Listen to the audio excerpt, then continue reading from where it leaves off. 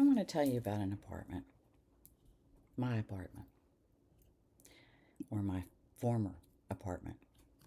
It had sort of medium width plank wood floors, whitish, that essentially, cracked or creaked in exactly two spots. The kitchen was tiny. It had a wraparound bar, but it was so tiny that if you opened the oven and the fridge door at the same time, you pretty much created a physics problem. The light came in at an angle in the afternoon that turned the living room sort of a warm gold color. And from the bathroom window, which was sort of that frosted glass shenanigans, but if you craned your neck in just the right way and squinted, you could see a sliver of sky that was just yours. I lived in that apartment for 30 years. I moved in when I was younger and much more hopeful, and the East Village was still scrappy and a little bit dangerous and weird and mine. I watched that neighborhood change. I watched the building I lived in change. And I outlasted construction noise and shitty plumbing and Paula in 3D and everything the city threw at me. And then I packed it all into a 15-foot U-Haul truck and I left. Not because I wanted to, but because they took it from me. They took my home. And that's the thing that I still can't talk about without my throat closing up. Welcome to Everyone Wants to Be Me, Identity Theft Blows.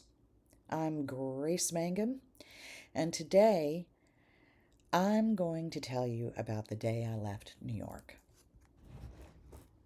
This isn't a moving to the suburbs story. This isn't a lifestyle choice. This is what happens when identity theft, building sabotage, financial devastation, and the complete breakdown of your support system converge to make your home, the place you've lived for decades, unlivable, unaffordable, and unsafe. I drove a 15-foot U-Haul truck. I had never driven anything that big. I packed my most valuable possessions and pretty much everything I own. I think I left behind a bag of shoes. Oh, and a sofa. And I headed to Pennsylvania, aka Pennsylvania, where one of my sisters lives. And that sister, when I got there, was weird. And the rest of my family, pretty much radio silent. The kind of silence that's louder than screaming. I lost my rent-stabilized apartment in New York City in the East Village. And if you understand real estate, you understand that this isn't just losing a home. It's losing a financial safety net that can never be replaced. That apartment was irreplaceable. And that's exactly why they targeted it. Packing up 30 years of your life is a strange archaeological exercise. You find layers. The top layer is current, your everyday stuff, the things you use. Below that, the last decade. Below that, the decade before. And at the bottom, in boxes you haven't opened since the Clinton administration, the artifacts of who you were when you moved in. I found a playbill from a show I'd forgotten I saw, a menu from a restaurant that closed in 2003, a photograph of me standing on my fire escape, young, smiling, holding a cup of coffee with a cigarette, because it was the 90s and we didn't know any better. Looking out at a neighborhood that would transform beneath my feet over the next 3 decades. And I had to decide what to keep and what to leave behind. I left behind a bag of shoes and a sofa and a couple of vacuum cleaners. Not, in that fun kind of Marie Kondo way where you hold up a sweater and ask if it sparks joy. In the, I can only fit so much in this truck and I may never see the rest again kind of way. I kept the photographs. I kept the important documents, what was left of them after the identity theft had compromised so many. I kept my dishware and my baking supplies, because by this point, baking was pretty much the only thing that still felt like mine. And I kept a few things that had no practical value but held 30 years of memories. A doorknob from the original apartment door. A tile that had fallen off the bathroom wall that I'd always meant to re-glue. Everything else I left or lost, including the apartment itself. Have you ever driven a 15-foot truck through Manhattan? I don't recommend it. Manhattan was not designed for large vehicles. Manhattan was barely designed for regular vehicles. Driving a truck through the East Village is like trying to thread a needle while riding a horse. Technically possible, but inadvisable and kind of terrifying. But I did it. I did it. Because at this point, I was running on adrenaline, fury, and the stubborn refusal to let these people see me crumble. I white-knuckled that steering wheel across the GW Bridge, George Washington Bridge, for those uninitiated to New York City, which, by the way, is much narrower when you're driving something the size of a small whale. And I headed for Pennsylvania, what I lovingly call Pennsylducky. The drive was about 2 hours.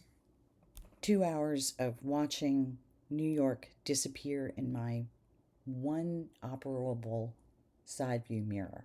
The other had been mysteriously broken. 2 hours of thinking about what I was leaving and what I was driving toward. 2 hours of talking to myself because the truck radio only picked up one station and it was playing soft rock from the 80s, which under the circumstances felt like the universe was pretty much trolling me. I sang social distortion songs to myself, anything to keep me distracted, focused on the road, and somewhat out of my head. I got to my sister's place, the sister who lives in Pennsylvania. I got to her place in Pennsylvania, and here's where things got weird.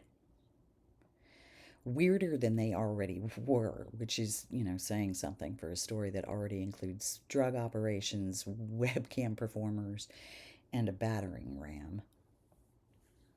My sister's behavior was off. Not hostile exactly, not unwelcoming exactly, just wrong. Like she was reading from a script she hadn't fully memorized, saying the right things in the wrong tone, helping but not helping, present but not really there. And the rest of my family, pretty much silent. Not a single phone call, not a single text, not a single, "Are you okay? Do you need anything? We heard you lost your apartment of 30 years." Nothing. Zero. Zilch. Nada. Just a vacuum. Now, at this point in my story, I hadn't yet confirmed what I would later discover, that actual family members were involved in my identity theft. I was still operating under the assumption that my family was just bad at communication, because some families are, right? Some families don't reach out during crises because they don't know what to say. But this wasn't that. This was coordinated silence. This was a family that knew more than they were saying and had chosen actively, deliberately, to say nothing, to leave me alone. Now, it's worth mentioning that a couple of my sisters actually sent cards, notes of support, but no phone calls. This active and deliberate coordination of saying nothing, to leave me alone, to let me sit in Pennsylvania with my 15-foot truck full of memories and my sister's strange behavior, and no one calling to check on me. That silence was deafening, and it told me more than any words could have. I want to say something about home. Home isn't just a place. It's a feeling. It's a feeling of being known, of being safe, of being rooted. And when I lost my apartment, I didn't just lose square footage. I lost 3 decades of being somewhere, of being a New Yorker. And I lost that feeling and the essential of having a place in the world that was mine, that nobody could take from me. I used to joke that I was going to leave that apartment feet first because it's rent stabilized. And I think that was the goal of some people, for me to leave that apartment feet first on a stretcher. But, they did take that. They took my home.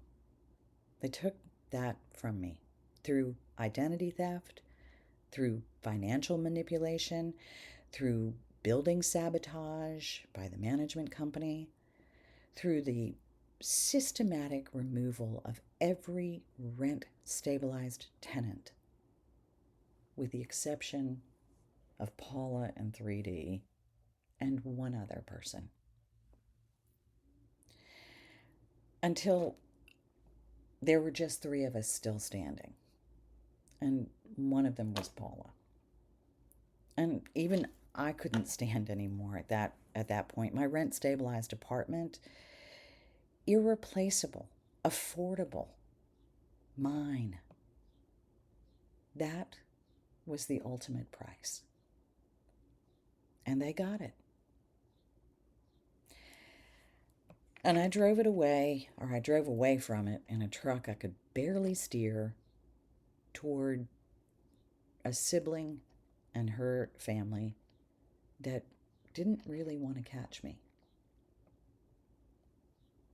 So let's talk about how identity theft can cost you your home, because this is something most people don't think about, and it's devastating.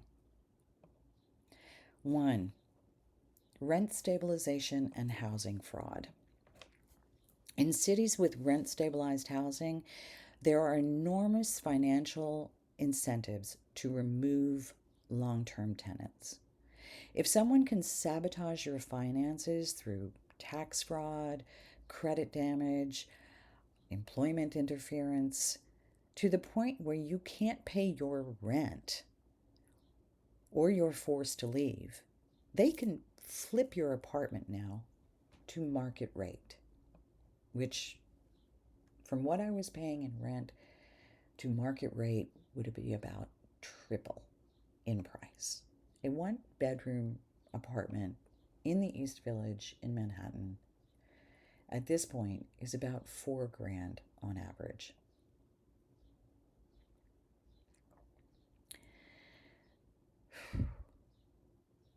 In New York, what that can mean is thousands of dollars, like I said, more per month going in the pocket of your landlord or your building owner. That's motive. That's motive. 2, mail fraud and lease interference. If someone has access to your identity, they can intercept your mail, including lease renewals, rent invoices, and any legal notices you might receive. Missing a legal notice can have serious consequences for your housing status. 3, credit sabotage. Your credit score actually affects your ability to rent. If someone has destroyed your credit through fraudulent accounts and unpaid debts in your name, finding new housing becomes exponentially harder. You have to find a guarantor. So, what to do? Number 1, if you're in a rent-stabilized apartment or rent-controlled housing, know your rights. Contact your local tenant advocacy organization in New York. That's the Met Council on Housing. They provide free counseling and legal help. Number 2, set up a post office box or informed delivery with USPS. Informed delivery sends you images of your incoming mail so you can see what should be arriving. If something's missing, you will know. Number 3, monitor your credit obsessively. If you're renting, a sudden drop in your credit score, especially one caused by accounts that you didn't open, that can be a precursor to housing instability.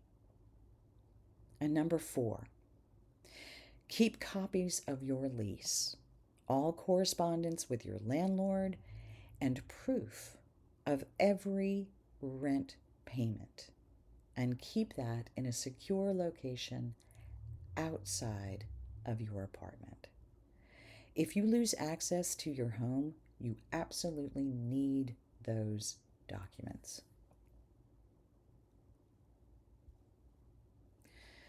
All right, now we're going to take a little break for baking.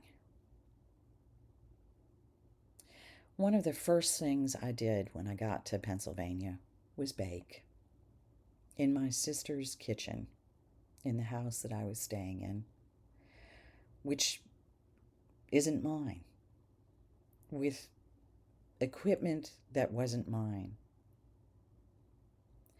And I made the recipe that reminded me most of my apartment, of my tiny kitchen where you couldn't open the oven and the fridge at the same time, of weekend mornings when the whole floor smelled like whatever I'd pulled out of the oven. It smelled like home, my home. So home is where you bake it. Coffee cake. This is essentially an old Moravian sugar cake recipe that I grew up eating in North Carolina. And it reminds me of home. It reminds me of comfort. It reminds me of holidays. Home is portable. It's not the walls. It's not the address. It's not the plank floors, wood floors that creaked in exactly 2 spots. But it's the feeling of home, of warmth, of creation, of nourishment, and that travels with you. It lives in your hands and your recipes and the way a kitchen smells when something really good is in the oven. They took my apartment. They can't take my kitchen. So today's story, I lost my home. 32 plus years in the East Village, 30 of them spent in that apartment. All packed into a truck, a 15-foot truck, driven to Pennsylvania, met by a sister who wasn't quite right, and a family, extended and immediate, who went silent. Identity theft took my apartment, my irreplaceable, rent-stabilized center of my life, through financial destruction, building destabilization, and systematic isolation.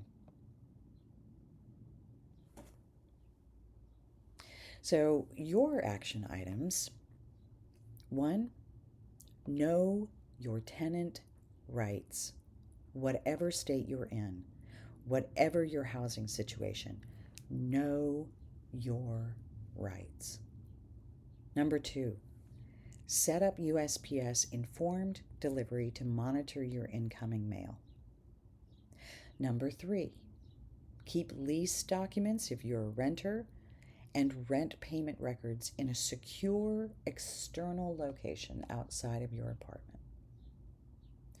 Number 4, if family members are acting strangely around a time when you're experiencing financial or identity problems, take note of that. Sometimes the people who should help are the ones who can't or won't. Next episode, but wait, there's more. Theft. Because losing my apartment wasn't the end. There were parking tickets, enterprise rental car shenanigans, a death threat, and NYU. Because apparently, even after everything, the universe had more in store for Grace Mangum. Share this episode with anyone who's ever lost a home for any reason. That grief is real and it's valid. Subscribe to my YouTube channel, smash that like button if you feel so inclined. Leave a comment, please. The reason I ask that is because I want to hear from you all what else you need to understand about identity theft. If there's anything else, any other questions that you have, I'm here to answer them. The show notes will have some housing advocacy links, and you'll be able to find that on my Substack account. There will also be tenant right resources, and of course that Moravian sugar cake recipe. See you next episode.